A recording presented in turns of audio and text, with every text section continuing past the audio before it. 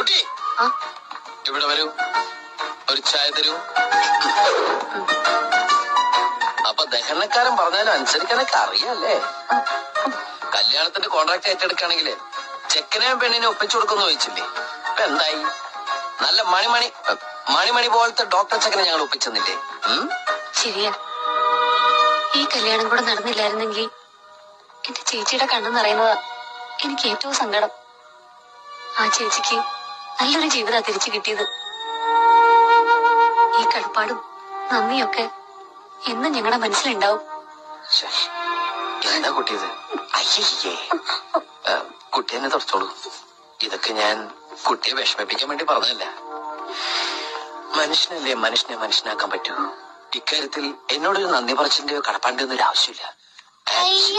ഇയാളോട് നന്ദി പറയാൻ ഇയാൾ എന്ത് കാര്യമാണ് ചെയ്തത്? ആ സമയത്ത് എന്റെ ചേച്ചി സ്വീകരിക്കാൻ മനസ്സിലാക്കിയ ഡോക്ടറോടാണ് ഞാൻ നന്ദി പറഞ്ഞത്. ഇയാള് സൗകര്യം പോലെ അതങ്ങ് ചെന്ന് അറിയിച്ചാ മതി. പൊട്ടി ദഹനക്കാര.